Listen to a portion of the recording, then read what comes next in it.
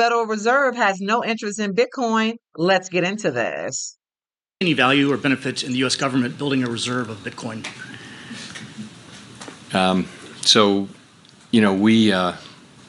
We're not allowed to own Bitcoin.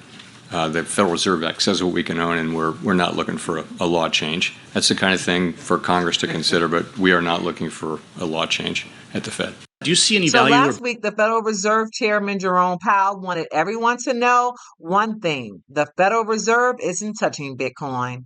During a press conference following the Fed's monetary policy meeting, Powell made it painfully clear that any plan to stockpile Bitcoin wouldn't get his support. The result? The crypto market took an immediate nosedive. Bitcoin's price, which had been climbing, pulled back hard. The odds of a Bitcoin strategic reserve dropped from 40% to 34 on Polymarket just hours after Powell spoke. Meanwhile, the entire market lost 7.5 of its value, wiping out billions in the blink of an eye. So who exactly is the Federal Reserve? So I came across a clip from Visit Islam on Earn Your Leisure, and he explained it perfectly. Yeah, I'll give a little bit here. First of all, people try to argue and say that it is a conspiracy theory when you are talking about David Rockefeller, when you're talking about the Federal Reserve Act of 1913. This is actual fact. There's no theoretical anything behind it. They met off the coast of Jekyll Island of Georgia. They met off the coast on a small island. You're talking about David Rockefeller and some other individuals to come up with a way where they could take control over the monetary policies of America. The Federal Reserve has nothing to do with the United States Constitution. It states in the United States Constitution that Congress shall hold the right to print the money and so forth and so on. Mm-hmm. But who is the Federal Reserve? They have nothing to do with America. They are a gangster group, a third party, who came in and they took over these banking systems from Europe, and then they gradually moved into the rest of the planet. By the time they got to America, that's when 1913 came along with the passing of the Federal Reserve Act. And once that happened, all of the power to print money, coin money, etc., turned over into the Federal Reserve and no longer Congress. It used to say a silver certificate at the top of the dollar. It said silver certificate, meaning, oh, this is backed by silver. Okay. Or it was backed by gold. Right. Okay. But then it switched to Federal Reserve Note. What the hell does that mean? And now the money system is not under the people, it's not under Congress, it's not under our control per se, it's under the control of a third-party gangster group organization that uses it to control and enslave the planet. It's no surprise that most traders panicked last week after seeing Jerome Powell on the news talking about he's not interested in Bitcoin. But here's the thing. A recent report on Wu Blockchain has pointed out that Trump doesn't need the Fed's approval to start stockpiling Bitcoin. But Trump doesn't have to care what Powell says at all, because as it turns out, Powell actually can't stop him. If Trump wants a Bitcoin strategic reserve, he doesn't need Powell or the Fed. He can go straight to the U.S. Treasury and make it happen with an executive order. Here's how it works. The Treasury Department controls something called the Exchange Stabilization Fund. This fund was created to stabilize the U.S. dollar and handle financial crises. It holds assets like gold, the U.S. dollar, and the special drawing rights. What it doesn't hold yet is Bitcoin. Trump could use an executive order instructing the Treasury to change that. Simple. Unlike most government spending, the ESF doesn't require Congress to approve its budget. This gives the president and Treasury Secretary an unusual level of control over the fund it uses. Why bother with a legislative route? It offers stability, unlike an executive order. A law can't be undone by the next administration with the stroke of a pen. A congressional mandate would lock Bitcoin into the U.S. financial system as a strategic asset, creating a framework for future reserves. For Trump, it's a gamble. The legislative process is slow, and crypto doesn't exactly have unanimous support on Capitol Hill. But if successful, it would be the strongest endorsement of Bitcoin as part of the American financial future, just the way he's been saying he wants it. What about the Fed? Some people might wonder if the Federal Reserve could just start buying Bitcoin itself. The Fed definitely could do that. The Fed conducts open market operations all the time, buying and selling assets like government bonds to stabilize the economy. But Powell's comments suggest that won't happen, at least not anytime soon. The Fed is not the place for Bitcoin, Powell said. That's a pretty definite no. Even if the Fed wanted to purchase Bitcoin, it would need a new policy framework and likely some changes to existing laws. Powell has made it clear he's not interested in pushing for either. This leaves the Treasury as the only real option for a government led Bitcoin reserve. And while Powell might not like the idea, he can't stop it. The Treasury, from independently working to secure Bitcoin for the American people and to stop our ongoing debt. As of now, approximately 19.5 million Bitcoin have been mined out of the total supply of 21 million. Let me say that again. As of now, approximately 19.5 million Bitcoin have been mined out of the total supply of 21 million. This leaves about 1.5 million Bitcoin yet to be mined. So that's a small amount considering what's left over. 1.5 million is not a lot of Bitcoin.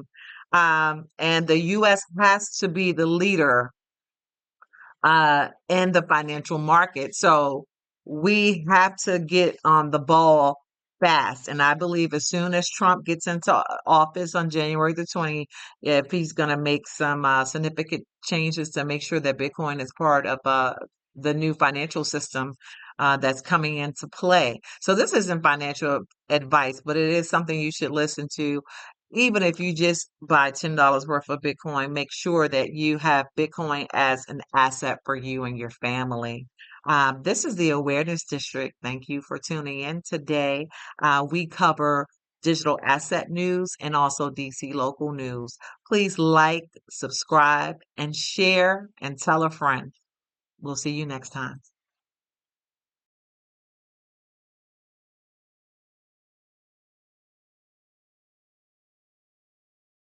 Chicago, January 16. Don't move. DEA. Show me your hands. Slow, slow. The barking commands and grenade-like explosions jolted Marlon from his slumber. He was disoriented and fuming. The glare of the large military-style flashlights crisscrossed the room. All were aimed squarely at him and balanced above the barrels of assault weapons. He always slept with his gun under his pillow, so he instinctively reached for it. The AR-15 muzzle to his jaw quickly contradicted the logic of his instincts. "Give me a reason, asshole," the DEA agent seethed. His aura emanated intense adrenaline. Marlon could smell the stench. The agent snatched Marlon out of bed while his cohort tossed his pillow and grabbed a gun, while yet another one turned on his bedroom light. Marlon wore only a pair of navy blue polo boxers while being slammed face first into the wall and cuffed. "You're making a big fucking mistake," Marlon gritted. "Shut your mouth." "What the fuck is going on?" "I said shut up." "I'll tell you what's going on," a high-ranking agent of the DEA said as he stepped into the room. He held up his gloved hands, and in them were two packages about the size and thickness of a Webster's dictionary, wrapped in plastic and duct tape. "Fresh-cut heroin, straight from Mexico," he smirked and mockingly sniffed one of the packages. "I can still smell the wetback. Found it in the couch cushions." "Heroin," Marlon echoed. "No fucking way. This is a setup." "Marlon Porter, you're under arrest for—" "This is a mistake. I'm a federal agent." His accuser wore a menacing smile and responded with a gloating tone. "I know. That's the best part. By the time they reached the MCC Federal Holding Facility at the intersection of Clark and Van Buren Streets, Marlon was enraged. He didn't know what was going on and intended on quickly getting some answers. His perp walk upon entering the facility with his hands cuffed behind his back and a DEA agent at each elbow was embarrassing, to say the least. The first set of eyes he met were those of the special agent in charge, Philip Ortega. Everything about Ortega screamed FBI, from his inexpensive navy blue suit all the way down to his spit-shine floor sheens. He gave Marlon a penetrating gaze and approached him with his trademark military gait. Ortega crisscrossed the room and accosted the DEA agent in charge. "What the hell is going on, Frank? You go after one of mine and I gotta find out through a goddamn back channel?" Ortega was furious. Frank gave him a shrug and a smirk. "What can I say, Ortega? Your guy stepped in it big time. A reliable source says your guy's dirty, and we hit pay dirt. We found 3 kilos of heroin and $70,000. Ortega hit Marlon with the harsh look of anger and betrayal that made it difficult for Marlon to hold his gaze. Marlon fought the wave of guilt in his heart and stood steadfast. "Mr. Ortega, this is bullshit. It's gotta be a plant. It's all bullshit." Ortega turned back to Frank without responding to Marlon. "Let me talk to him." "Philip, he's in custody. You have—" "Frank!" Ortega sharply barked. Frank visibly jumped while several people looked in their direction. Frank sighed. There was a natural rivalry between the DEA and the FBI. It wasn't as intense as the Yankees-Red Sox rivalry, but it definitely didn't pull on the DEA's heartstrings to see the feds with egg on their face. Still, Frank knew Ortega was taking it hard. A dirty agent was bad enough, but a dirty agent on your own watch was a hard pill to swallow. He eventually relented. 10 minutes, Philip, Frank replied. He flashed 5 fingers twice to emphasize his point. Ortega took Marlon by the arm and guided him into the first available office he found. He shut the door, then turned to Marlon. "You son of a bitch," Ortega hissed. "How long has this been going on?" "Sir, you telling me you believe this bullshit?"